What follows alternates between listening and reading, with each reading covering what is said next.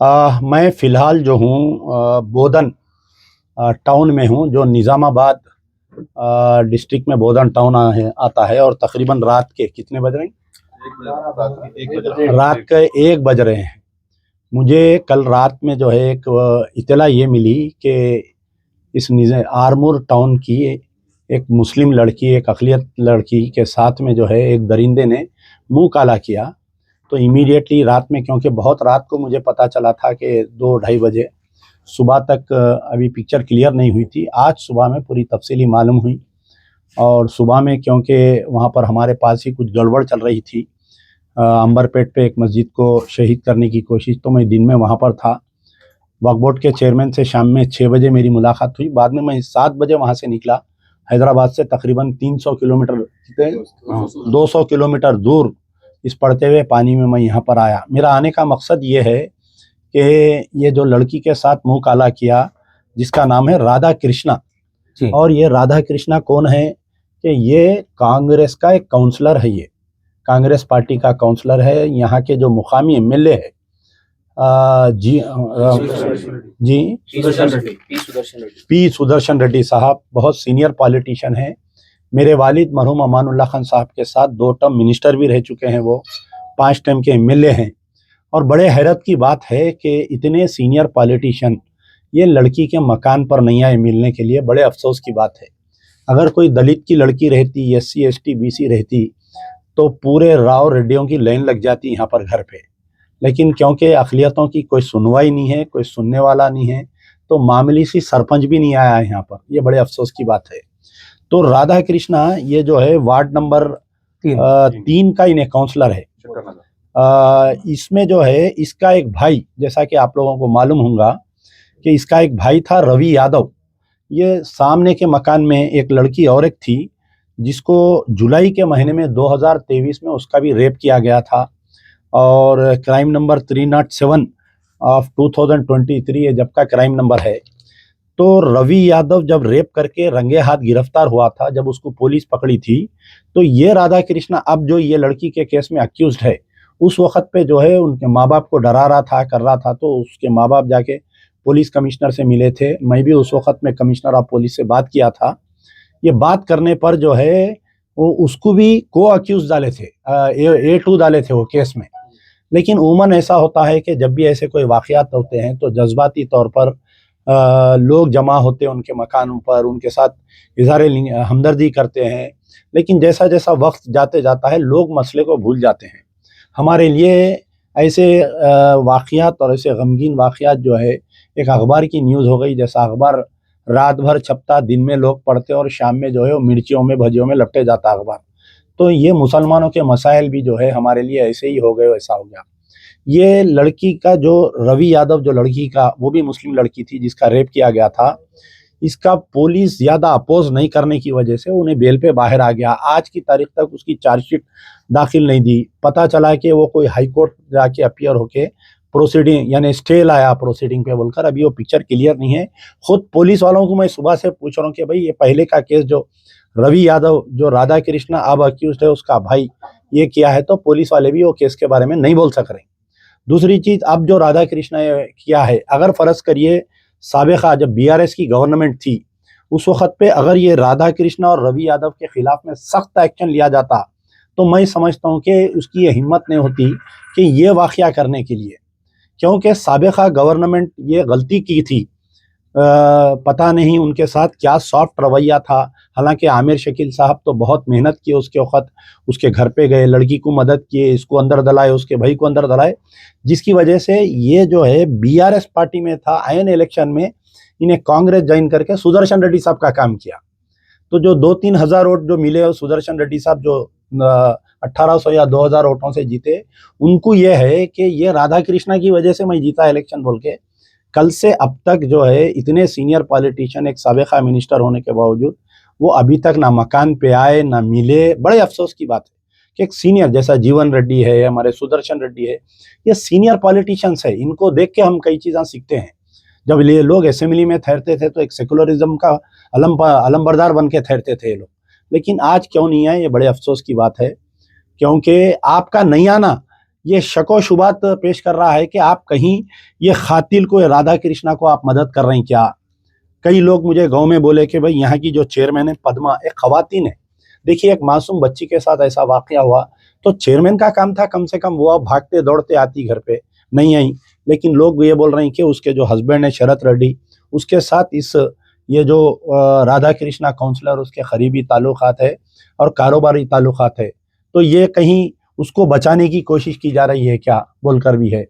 तो बहरहाल कई चीज़ है। मैं यहाँ पर बोधन से हमारे रेवंत रेड्डी साहब चीफ मिनिस्टर से ये मुतालबा करता हूँ कि देखिए, साबिक़ा में जो बीआरएस की गवर्नमेंट से जो मुसलमान नफरत करे कि मसाजिद शहीद हो रहे थे, एनकाउंटर्स हो रहे थे, मुस्लिम बच्चियों के रेप्स हो रहे थे, उसके अंदर कुछ नहीं होने की वजह से एन मास मुसलमान कांग्रेस को वोट दिए।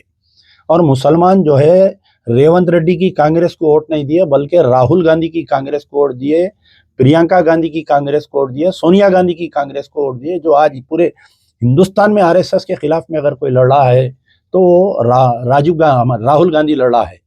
तो आप जो है उनके नक्शे कदम पर चलते हुए इस राधा कृष्णा को और ये जो पुराना रवि यादव का, दोनों के केसेस का जल्द से जल्द स्पीडी ट्रायल होना चाहिए। हमारा पहला मुतालबा ये है कि स्पीडी ट्रायल होना चाहिए, रोजाना पेशी होना चाहिए, इसकी 90 डेज के अंदर चार्जशीट डालना चाहिए।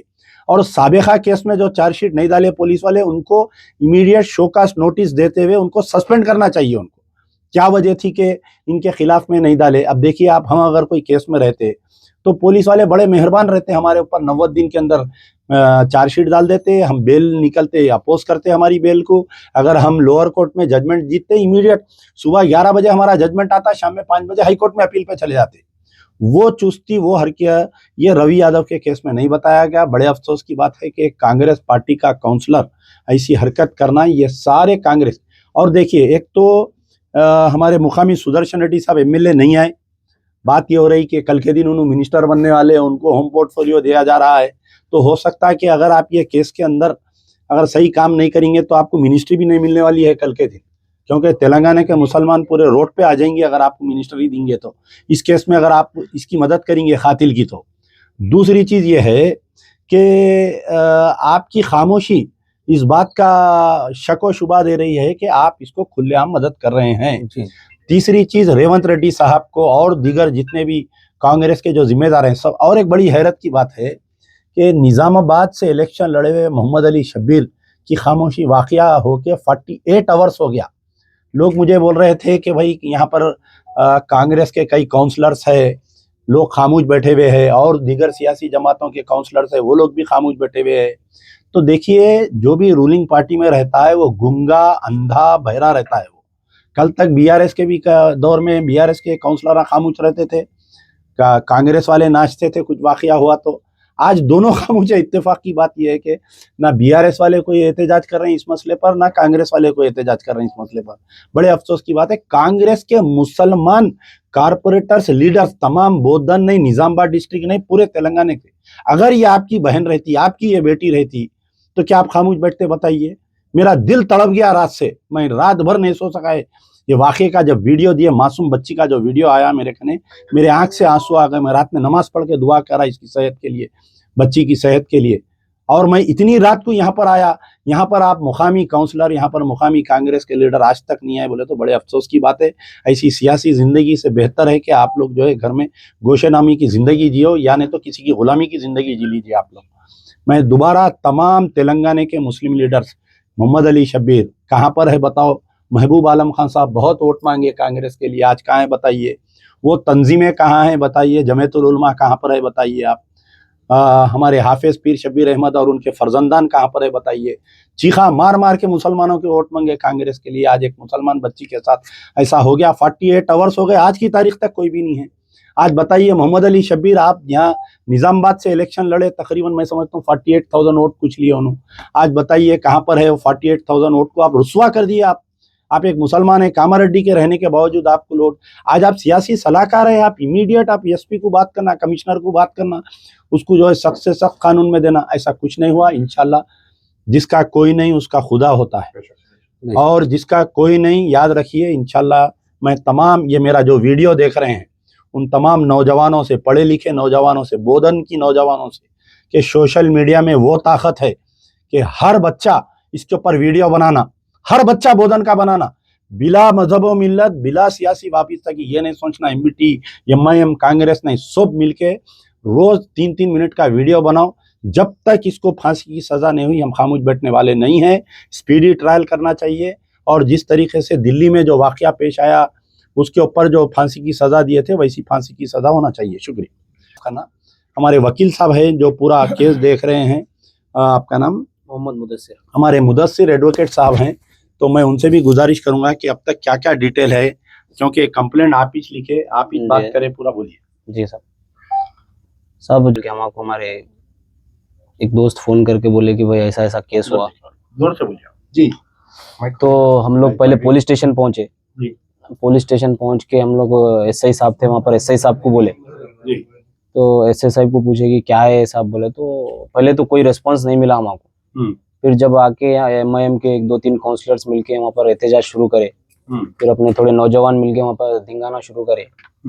तो जब एसीपी साहब आए, एसीपी साहब आके बोले कि ऑलरेडी हम लोग एक्यूज्ड को पकड़ लिए और वो हमारे पास है बोल के उसको जब कार में से निकाले लाके, एसीपी साहब बोले कि हम खुद उसको सजा देंगे, आप टेंशन न लो। बोले तो हम बोले साहब ऑलरेडी उसको इससे पहले पोस्को एक्ट लगाए थे साहब, मगर पोस्को एक्ट में इतनी जल्दी बेल कैसा मिली उसको, बोल के हम उसको सवाल करे थे, एसीपी साहब को सवाल करे पहले के केस में। तो एसीपी साहब ये हमको ये बोले कि जब तो मैंने था एसीपी, मगर अब मैं एसीपी हूँ, एसीपी श्रीनिवास साहब है यहाँ पर।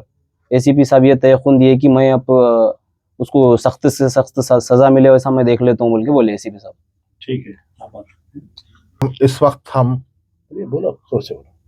इस वक्त हम रात के 1 बजे का वक्त है, शकन नगर बोधन में हैं, क्योंकि यहाँ पर एक गरीब माइनॉरिटी से वाबस्ता एक लड़की का रेप किया गया।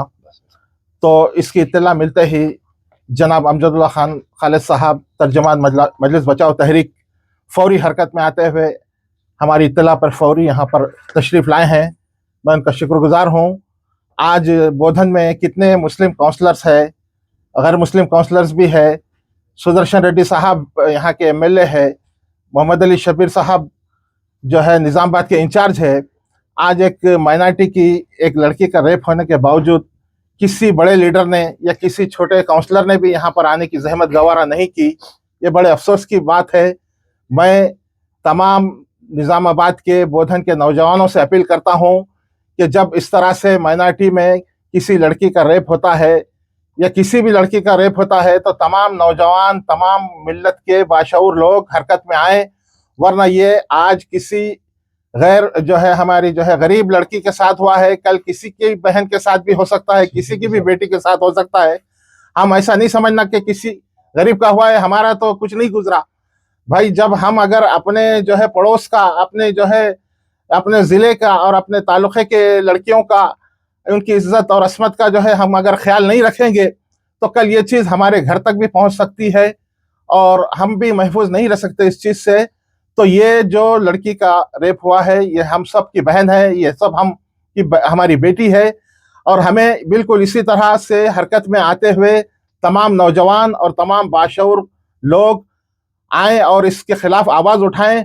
और ये जो शख्स, इसका क्या नाम है, इसने जो राधा कृष्णा है और ये शकन नगर 3 नंबर वार्ड का शायद काउंसलर है, इसके खिलाफ हर आदमी खड़ा हो जाए, बोधन का और हर निज़ामाबाद का और पूरे तेलंगाना से इसके खिलाफ आवाज़ उठनी चाहिए।